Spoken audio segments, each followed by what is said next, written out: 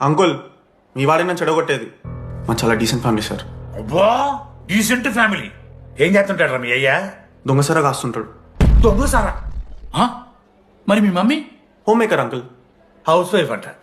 ఇంట్లో గంజాయి పెంచుతూ ఉంటారు అంతే. గంజాయి గంజాయి మస్తుంటా డాడీ. యో ఎన్నిసార్లు కొడతావ్యా? వచ్చినప్పటి నుంచి గుళ్ళ గంట కొట్టు కొడతానే ఉన్నావా? రై పంపించు.